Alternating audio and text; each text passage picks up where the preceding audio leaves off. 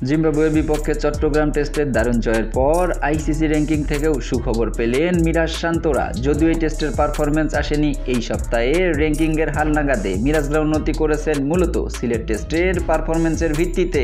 বুধবার টেস্ট র্যাঙ্কিংয়ের হালনাগাদ প্রকাশ করেছে ক্রিকেটের নিয়ন্ত্রণ সংস্থা আইসিসি, যেখানে বোলিংয়ে 4 ধাপ উন্নতি করেছেন মেহেদী হাসান মিরাজ। 619 রেটিং নিয়ে তিনি বর্তমানে অবস্থান করছেন 26তম স্থানে। সিলেট টেস্টে জিম্বাবুয়ের বিপক্ষে উভয় ইনিংসে 5টি করে মোট 10টি উইকেট নিয়েছিলেন তিনি।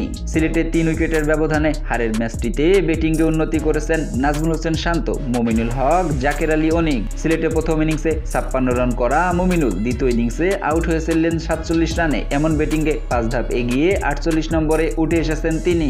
শান্ত প্রথম ইনিংসে 40 রানে আউট হলেও দ্বিতীয় ইনিংসে হাফ সেঞ্চুরি করেছিলেন, খেলেছিলেন 60 রানের ইনিংস। 4 ধাপে গিয়ে তাই 53 নম্বরে উঠে এসেছেন তিনি।